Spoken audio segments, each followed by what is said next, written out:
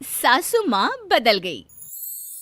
कहानी उस घर की है जहाँ बहू और बेटी को एक माना जाता था, लेकिन फिर अरे शिखा बेटा, तू रसोई में क्यों घुसी रहती है? जा, रोटी मैं बना लूंगी। नहीं नहीं माँ जी, आप बैठिए, बस सारा खाना बन ही गया है। श्वेता को बोल देती हूँ, वो खाना लगा देगी सबका। सॉरी भाभी, मेरे पास वक्त नहीं है। माँ, मुझे पैसे देना, पार्लर जाना है। हाँ हाँ चली जाना, भाभी को भी ले जाना। वो भी जाने को बोल रही थी पार्लर, पर पहले ना मदद कर दे उसके खाना लगाने में। देख माँ, वो बहू है, उसे बहू रहने देना, इतना सर पर मत चढ़ा भाभी को। श्वेता, ज्यादा मत बोला कर। बहू और बेटी में कोई फर्क नहीं होता है। जा जाकर काम कर। ननद को माँ का भाभी से इस तरह प्यार करना बिल्कुल अच्छा नहीं लगता। वो बार बार किसी न किसी तरह माँ को भाभी के खिलाफ भड़काती रहती, लेकिन कोई फायदा ना होता। एक रोज, अरे बेटे किशन, जा बहू को कहीं घुमा कर ला, सारा दिन घर में काम करती रहती है। हाँ हाँ माँ, हम लोग जा रहे हैं ना गोवा। अच्छा जी, भाभी ने तो हमें बताया भी नहीं।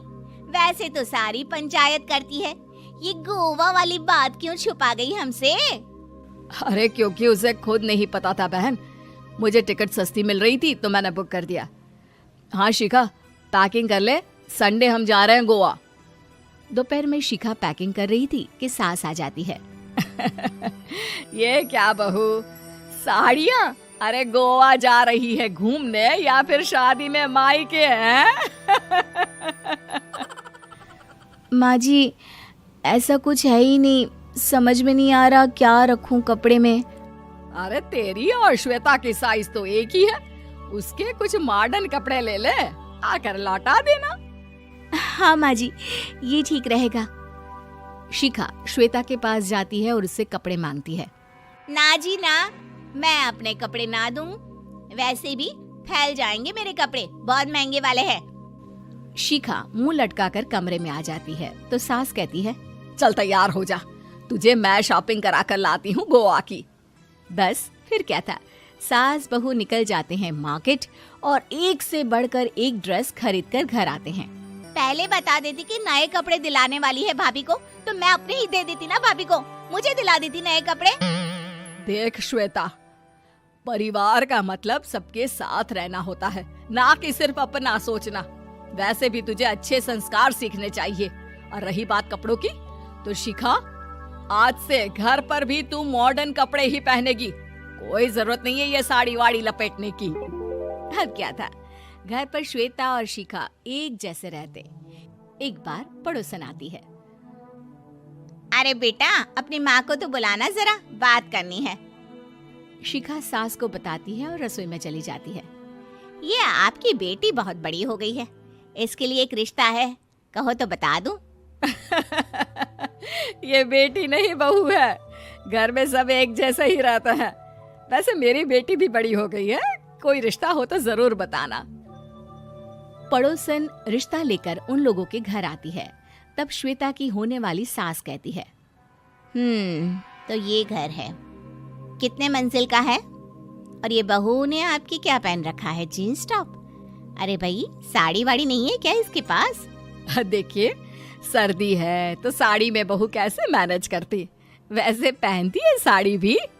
देखिए, हम लोग ठहरे पैसे वाले लोग, कोई कमी नहीं है हम लोगों के पास पैसों की, बहुत पैसे हैं, जमीन, नौकर चाकर, कार, सब कुछ है, लेकिन घर में संस्कारी बहू चाहिए।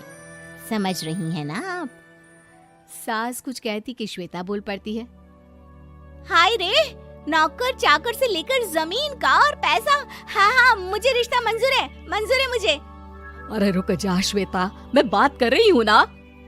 देखिए, हम लोगों के घर इतनी आजादी नहीं मिलेगी।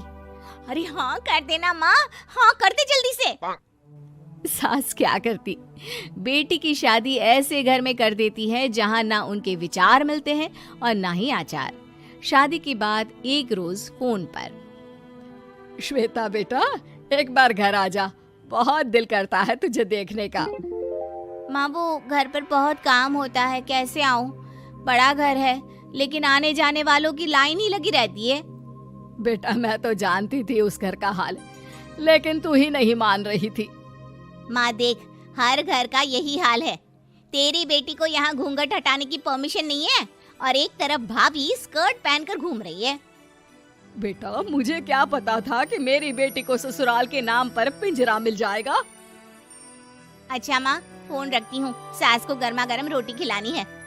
तुम लोगों की तरह नहीं कि एक रोटी बनाओ, एक सब्जी बनाओ, फिर सारा दिन फ्री होकर घूमो। सास फोन तो रख देती है, लेकिन सोच में पड़ जाती है कि एक तरफ बेटी जिसे कोई आजादी नहीं, वहीं दूसरी तरफ बहू जिसे देखकर लगता ही नहीं कि उसकी शादी भी हुई है। अगले रोज। शिखा, अरे ओ शिखा। हाँ माँ, क्या हुआ? कुछ चाहिए आपको? मैं जिम जा रही थी। जिम के कपड़ों में बहू को देखकर सास को घूंघट में अपनी बेटी का ख्याल आता है। देख बहू, घर में बहू की तरह रहा कर। इतने टाइट कपड़े पहनकर जिम जाना पसंद नहीं मुझे। जा जाकर रोटी बना। रोटी? माँ अभी तो शाम के 6 बजे हैं, इस वक्त रोटी? अब क्या मेरे खाने पीने पर भी पहरा है? अरे जब मर्जी तब मैं अपने घर में खा भी नहीं सकती क्या? बहू को अजीब लगता है। वो समझ नहीं पाती कि जो सास कल तक इतनी सपोर्टिव थी, उन्हें अचानक से क्या हो गया। वो किचन में जाती है, गरम रोटी के साथ 2 तरह की सब्जी, रायता, सलाद सब लेकर सास के पास आती है। माँ जी, खाना। इतना सारा खाना? राक्षस समझा है क्या मुझे? रोटी मांगी थी मैंने गर्मा गर्म बस। पर माँ जी, रोटी खाती किससे आप? सब्जी तो बनानी थी ना। अरे भूख मर गई मेरी तेरी बहस से। जा जाकर काम कर, अंदर पूरी रसोई साफ कर। बहू अंदर चली जाती है। थोड़ी देर में श्वेता घर आती है। अरे शिखा जल्दी से चाय ला, पकवान बना, मेरी बेटी आई है।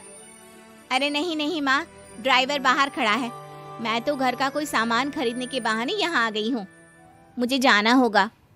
अरे बेटा, पर कितने दिनों बाद देख रही हूँ तुझे, रहने आ जाना 2-4 दिन के लिए। आ जाऊंगी माँ, जब मेरी सास मरेगी तब। मैं तो रोज मन्नत मानती हूँ कि मेरी सास मर जाए तो अच्छा है। अच्छा चल, जा रही हूँ माँ। हे भगवान, कैसे कैसे दिन देखने पड़ रहे हैं मेरी बेटी को। सास अंदर जाती है, जहाँ श्वेता की जिम वाली सहेली का फोन आया होता है। क्या बात है, आज जिम नहीं आई? अरे पता नहीं यार, आज माँ को क्या हो गया अचानक। पर खैर कोई नहीं, लगता नहीं कि मैं अब जिम आ पाऊंगी। शिखा स्पीकर पर बात कर रही थी, जिसे सास सुन रही थी।